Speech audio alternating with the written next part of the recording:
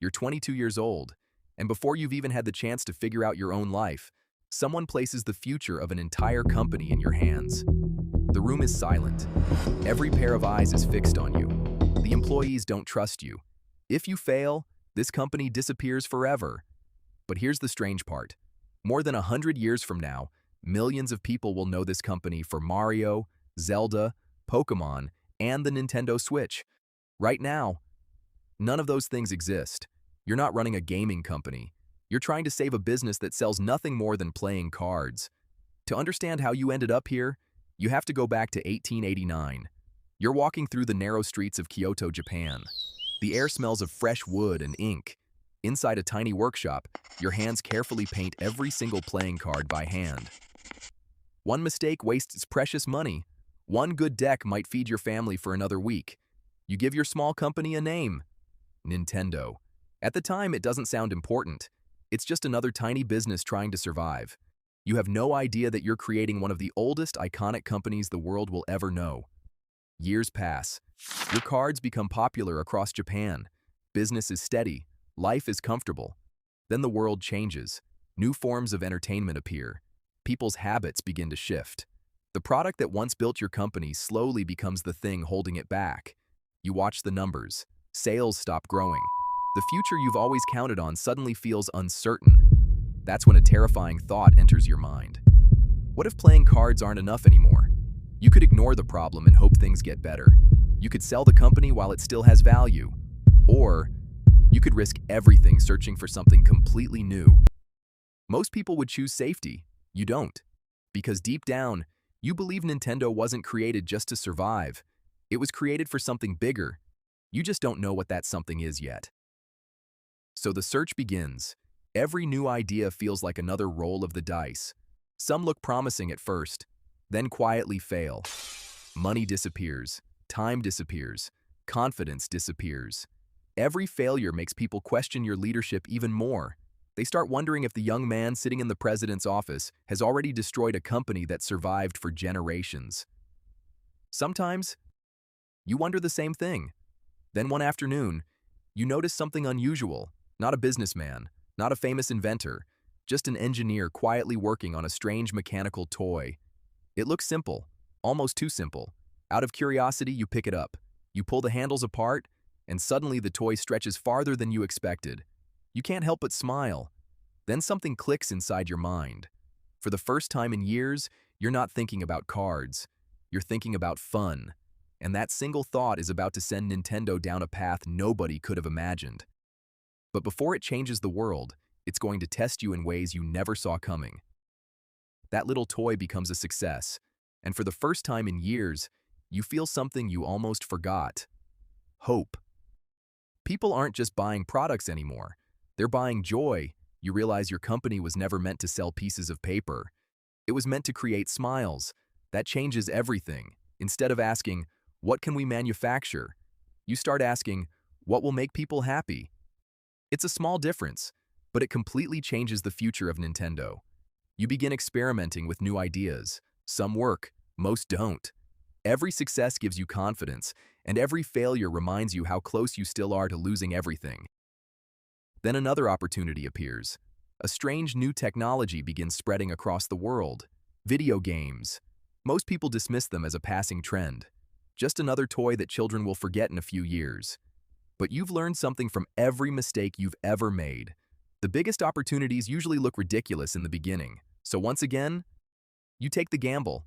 The first games aren't perfect. Some machines break, others fail to attract enough players. Money disappears faster than it comes in. People start whispering that Nintendo should go back to what it knows. Maybe they're right. Maybe you've chased too many impossible dreams. But just when it feels like you're running out of chances, another unexpected person walks into your company. He's not a famous engineer. He's not an experienced businessman. He's a young artist named Shigeru Miyamoto. He doesn't think like everyone else.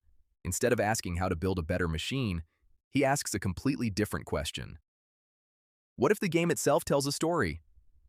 At first, the idea sounds strange. Arcade games are supposed to be simple. Put in a coin, chase a high score, go home. Stories don't belong in games.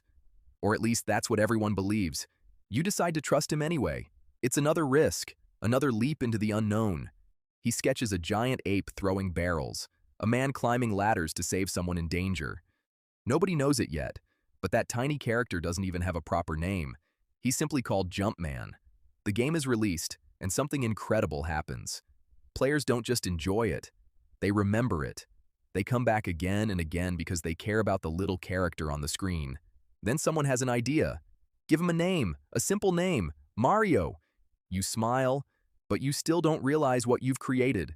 Mario isn't just another successful game. He's proof that Nintendo has finally discovered what it was searching for all those years ago. You're not selling cards, you're not selling toys, you're not even selling video games.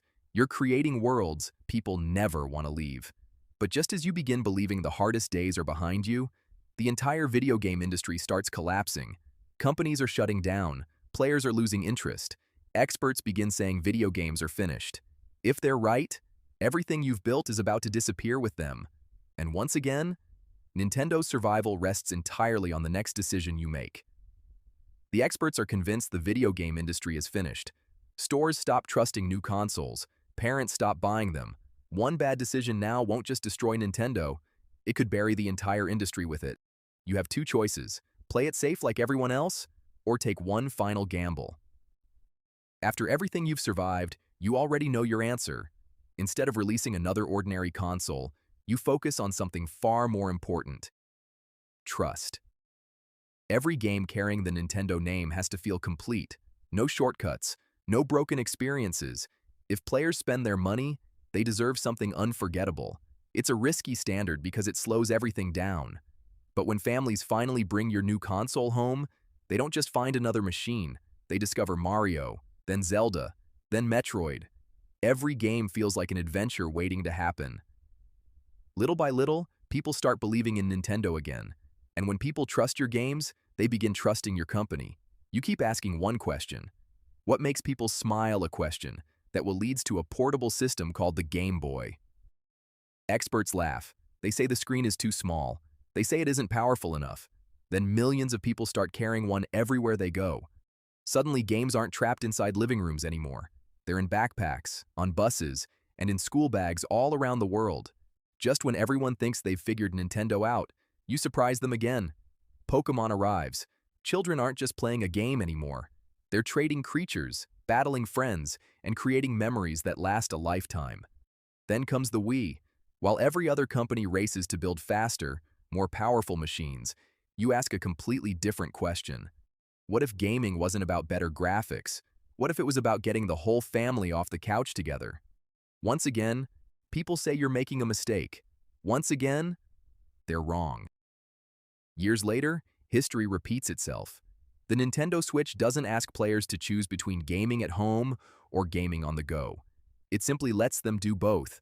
While everyone else is fighting the same battle, Nintendo changes the rules entirely. And that's when you finally understand the secret that kept your company alive for more than a century. It was never the playing cards. It was never Mario. It wasn't Zelda, Pokémon, or even the Switch. Those were all chapters in a much bigger story. The real reason Nintendo survived while thousands of companies disappeared is because every time the world changed, you were willing to change with it. You weren't loyal to one product. You were loyal to one mission: creating fun. Think about that for a second. The company that gave the world Mario wasn't supposed to exist anymore. It should have disappeared with the playing card business decades ago. Instead, every failure forced it to become something better. Every bad decision taught a lesson. Every risk opened a new door. If Nintendo had played it safe, it would have become another forgotten company in a history book. But because it kept reinventing itself, it became part of millions of childhoods across the world. Maybe that's the real lesson hidden inside Nintendo's story. The thing keeping you from your future might not be a lack of talent. It might be holding on to a version of yourself that the world has already outgrown. Sometimes the hardest decision isn't starting over. It's having the courage to let go of what used to work. The next time you see Mario jump across your screen, remember, you're looking at the result of a company that refused to reinventing itself. And maybe that's exactly what greatness looks like.